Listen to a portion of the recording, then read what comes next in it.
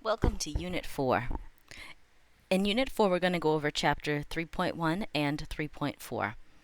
We're going to learn more about derivatives and different rules involved in derivatives. Specifically, we're going to learn about the chain rule and derivative of logs in this unit.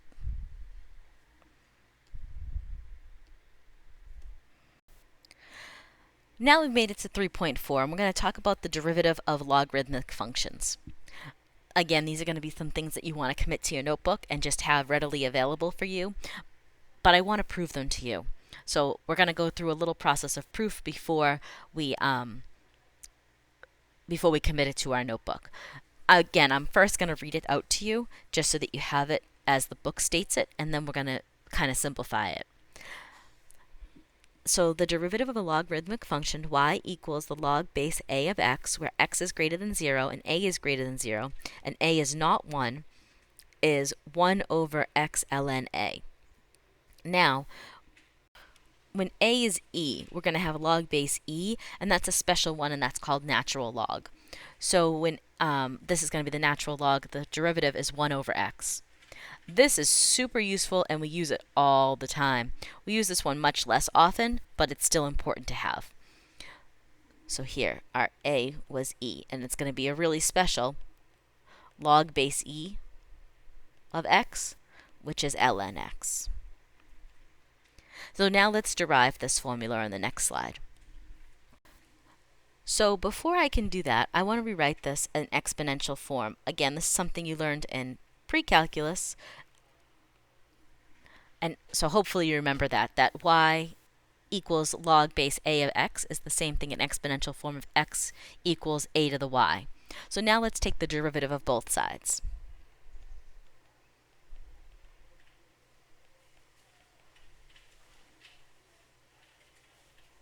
Alright, the left side's nice and easy. The derivative of x is just 1. And then let's take a look at this. I'm taking derivative with respect to x, but I have y as my exponent. So this is going to be my implicit differentiation. So I'm going to have a to the y ln a. That's from our previous rule that we learned just a bit ago. But now I still have to multiply it by the derivative dy dx. Because I'm dealing with my y. Well, hopefully remember that from implicit differentiation. So now let's do some fancy moving things around. So my dy dx is 1 over a to the y ln a. And from here, I know that a to the y is x. So my dy dx is actually 1 over x ln a. This again is something that I do not memorize, but you have to be able to do this proof each time to be able to figure it out. I just find that easier than memorizing it. I seem to not be very good at memorizing, but you might be a lot better at memorizing than I am. However, the other one, that the derivative of ln x is 1 over x, that is going to become second nature, and it's definitely one that you need to commit to memory. If you're able, you can just refine this every time. Alright, so now in example 1 on page 247, we have a couple things going on here. We have some chain rules, and we have some natural logs and logs. So let's look at part A. The first thing we're going to do is take care of the squared, so I leave the baby alone, and then I take care of the derivative of the baby. Of ln x is 1 over x. So my final answer will be 2 ln x over x.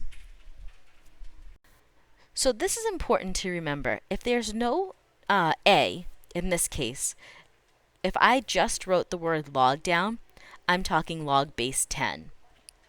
That's really important, and it's kind of shorthand that we don't write it because our count number system's always base 10. So we're kind of being lazy by not writing out base 10. So the 1/2 will come for the ride in my derivative. And then log base 10 of x, that's going to be 1 over x ln of 10. So 1 over 2x ln 10. In part C, the natural log of x plus the natural log of y equals 2x. We're going to take the derivative of every single piece. So let's take the derivative of ln x, and the derivative of ln y equals the derivative with respect to x of 2x. So the derivative of ln y of ln x is 1 over x, plus the derivative of ln y is 1 over y dy dx equals the derivative of 2x is just 2. So now let's reduce that and simplify it so that we get dy dx on one side. So let's see, I can have 1 over y dy dx equals 2 minus 1 over x, and then I'm going to multiply through by y. So dy dx is 2 minus 1 over x times y. And there's lots of ways to rewrite that. I'm going to go over here for a little more room. I could say that that's 2y minus y over x, or I could make them have a common denominator and move it up. So like I said, there's lots of ways to write that. In part D, we have log base 2 of x cubed. And I'm going to remember here that my cubed, when I have a log, just multiplies out in front. So it actually becomes 3 log base 2 of x. And now I'm going to be able to apply my log rule. So the 3 is just going to come for a ride, and then it will be 1 over x ln 2. And again, I can simplify that as 3 over x ln 2. Example 2 on page 248, we get a little bit more into the natural logs. So y equals ln of 5x. It's going to be 1 over 5x, because that's the baby, times 5, which reduces to 5 over 5x, or just 1 over x. So it's pretty interesting that if the baby is 5x or any other constant times x, it's going to reduce and we're still going to get 1 over x. Again, you don't need to memorize that. You can just always figure it out. Here we're going to have a u and a v.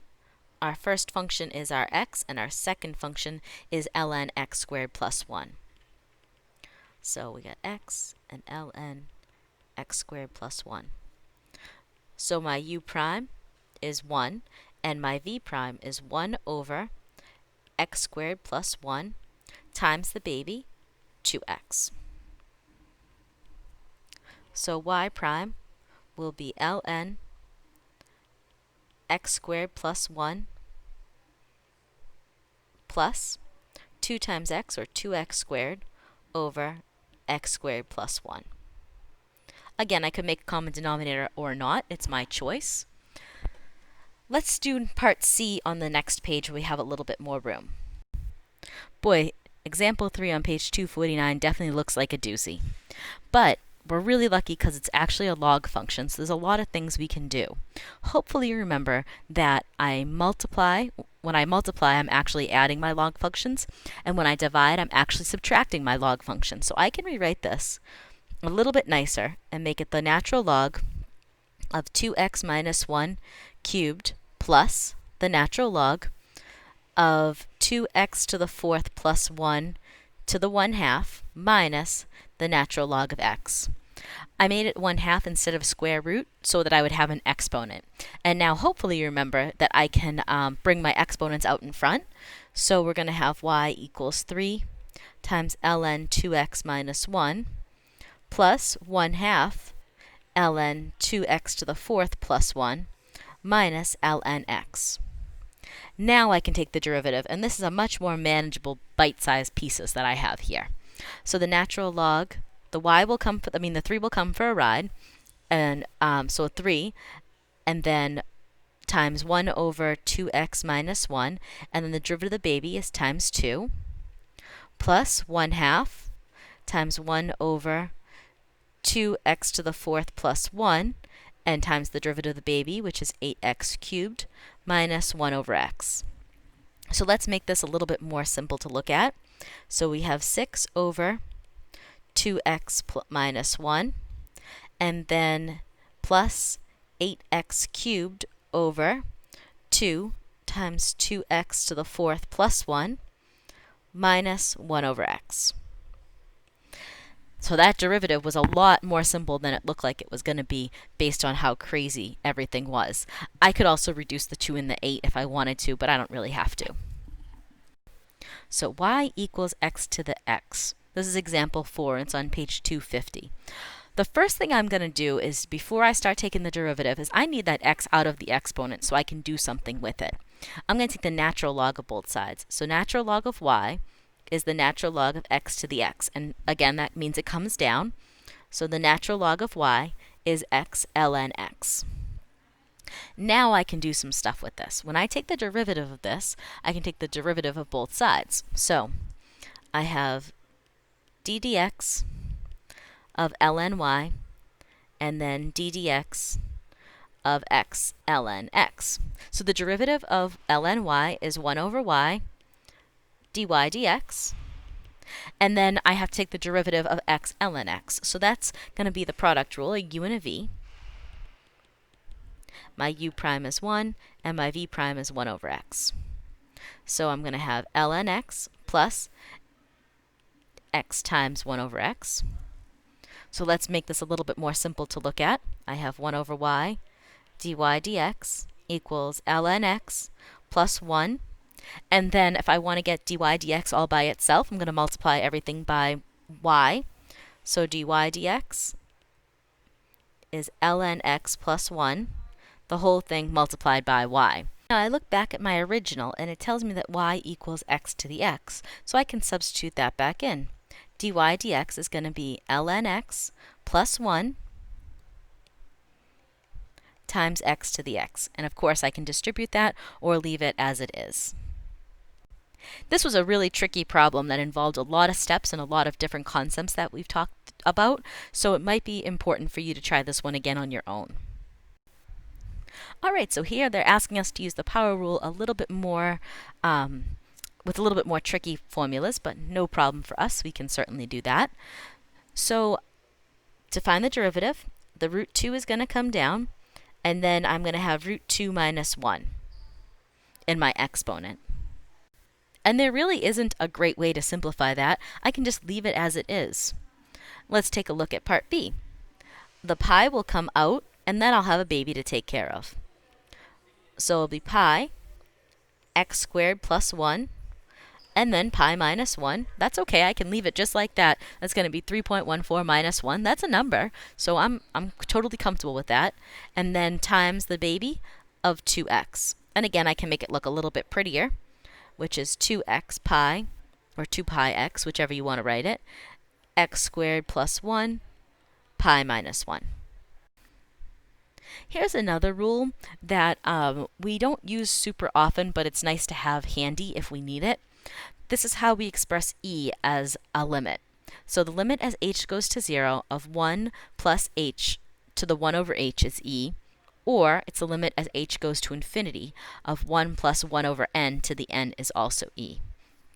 Again, these are two things that it's nice to have available to us, but we don't really need to memorize them super strictly. But let's see if we can apply them. In example 8 on page 253, we have the limit as h goes to 0 of 1 plus 2h to the 1 over h. So hopefully you see that that looks really similar to the one that we went over in the slide before this, but we have a 2h instead of just h. So let's see if we can do something about that. And let's see, if I take the limit as h goes to 0, 1 plus 2h, and then if I write that as 1 over 2h, well, if I square that exponent, that becomes 1 over h. So now let's do a little substitution. I'm going to let k be 2h, so the limit as h goes to 0 of 1 plus k to the 1 over k squared. Now this inside piece here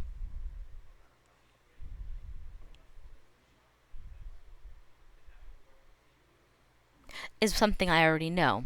I know that that is going to be my e, and then squared. So this whole thing is going to be e squared. These are not functions that we need to be able to use all the time. Being able to manipulate algebraically for these functions is super important because then you can kind of reason your way out of a lot of different problems. We're going to do something really similar here. I'm going to let the k be 3 over n this time. So now we'll have the limit as h goes to infinity of 1 plus k to n, and then we're going to make it to the 3/3. So we're just raising it to the first power, but let's see what that's going to do. The limit as h goes to infinity of 1 plus k, and that's going to be to the 6n over 3. And since n over 3 is k, that's going to be to the 6k.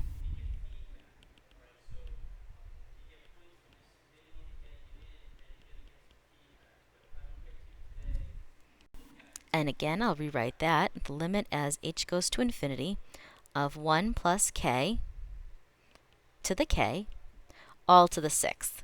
Now this is from the other slide. We know that that is the same thing as e, so this is going to be e to the 6th.